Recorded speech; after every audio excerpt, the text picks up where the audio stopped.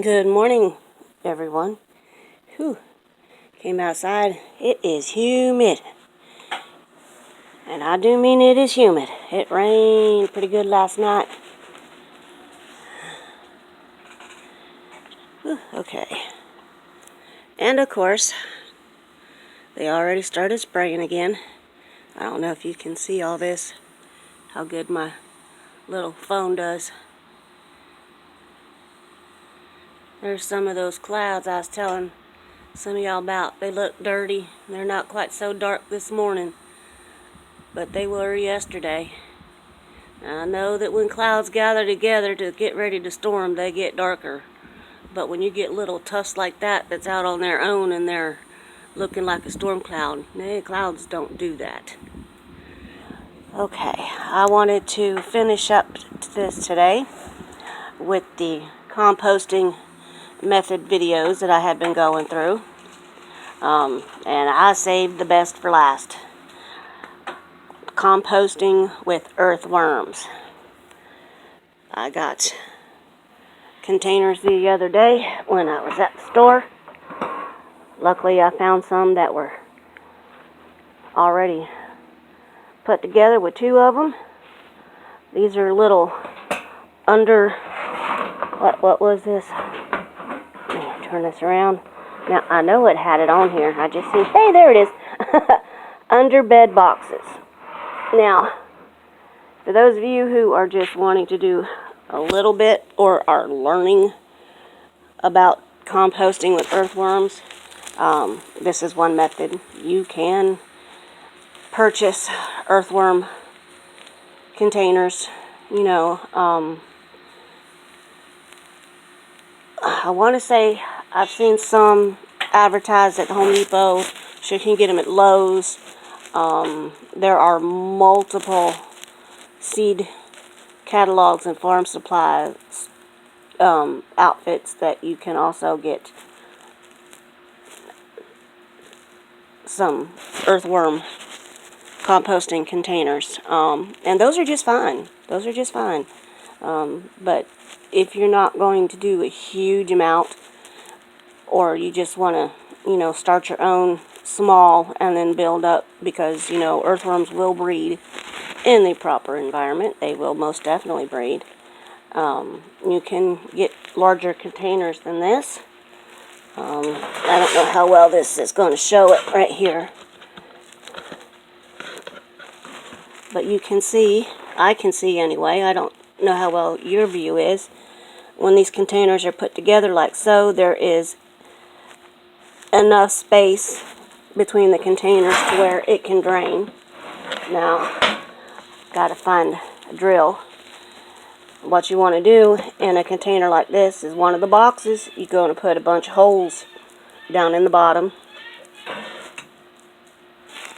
And there's a little bit of space right here along the side, just under this lip right here. You want to drill some holes up here.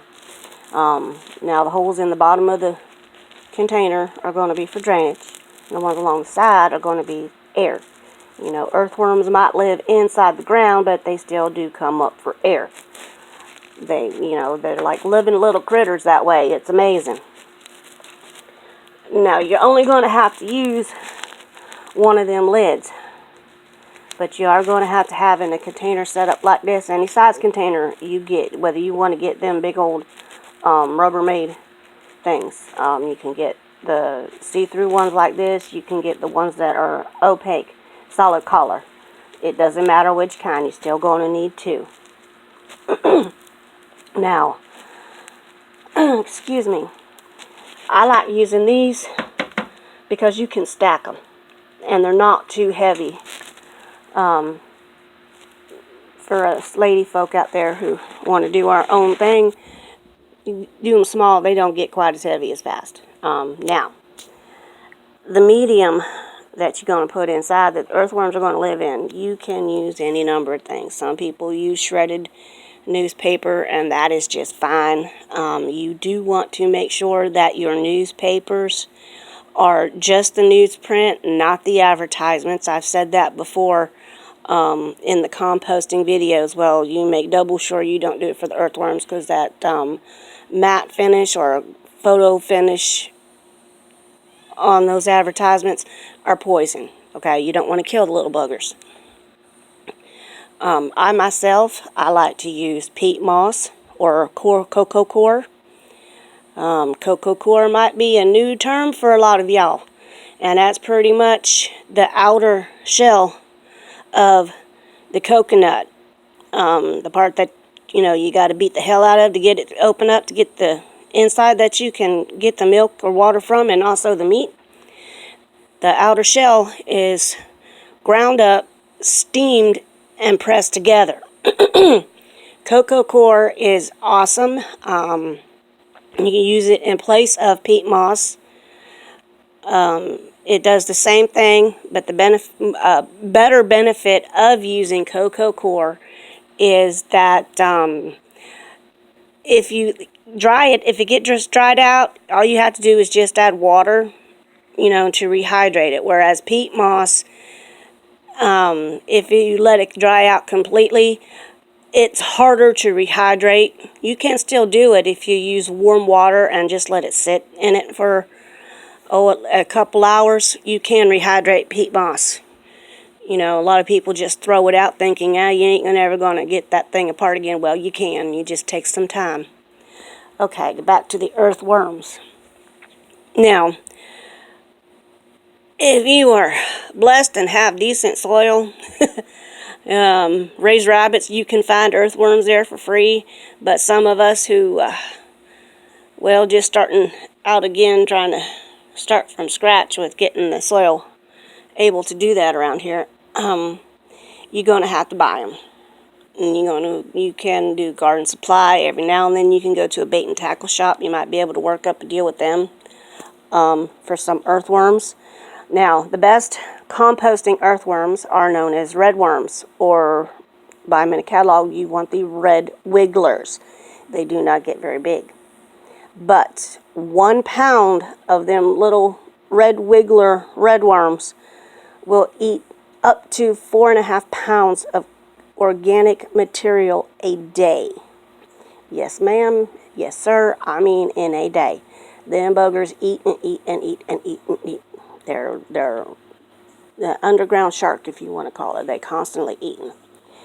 Now, why do you want to raise earthworms, and why are earthworms so important in a container to have, you know, to put the compost in your garden area? Well, I'm going to learn you something here. Earthworm castings is what you're going for. What are castings? Castings are, in a nutshell, earthworm poo. Yes, and it is rich. It is gardener's gold. Earthworm castings, or composting that you use earthworms in.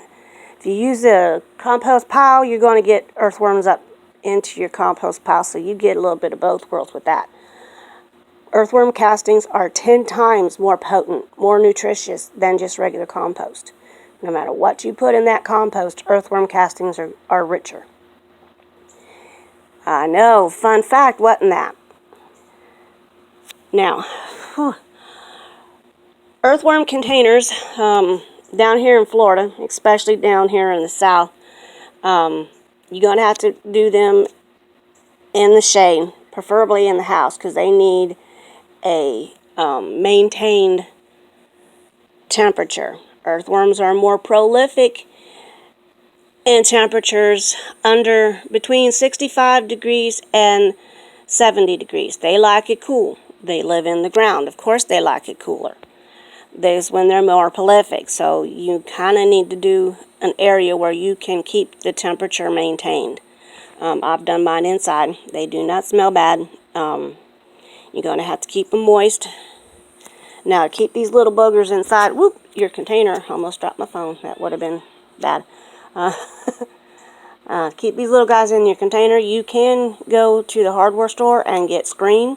Like you're going to repair your own window screen. You can use that. I use newspaper. I put, quite a few sheets down.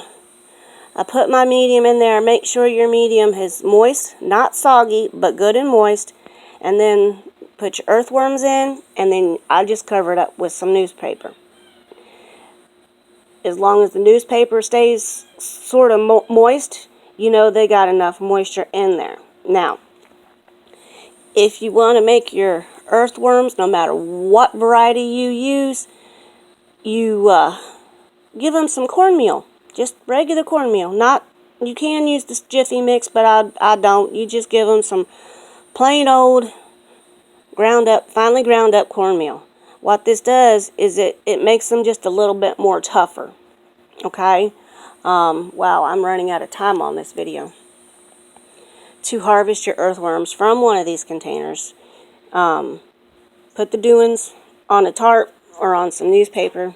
You know, shine a light on your pile, because that's going to make the earthworms go down to the bottom of the pile. Earthworms don't like the sun. It hurts them. I will go into more about these things, I guess. And then you just kind of gently scrape from the top the earthworms. Have another container ready to put the earthworms in, because you're going to want to, you know, keep your earthworms in there. Another good point of raising your own earthworms for compost is some of the soil that you put back in there, you know, and also what you're going to use in your garden has the earthworm egg cocoons. Yes, earthworms lay eggs, for those of you who did not know. And they're little round balls. They kind of look like seeds. Sometimes you can see them, sometimes you can't. They're green to a brownish red in color. They're very, very small. So, you know, and of course, you know, when you put those egg cocoons into your gardening, you're going to be raising your own earthworms in your garden. So, you know, good soil has earthworms. Dead soil does not. That's the key point. Always remember that. Okay, I'm running a little long on this video. I will make another one to go over the importance, again, of having earthworms actually in your gardening soil, whether it be in the ground or in a raised bed. They are incredibly important, and they are most definitely underestimated because you don't normally see them a lot. And, you know, so, alright, I will cut this video short, and I will talk with you guys later.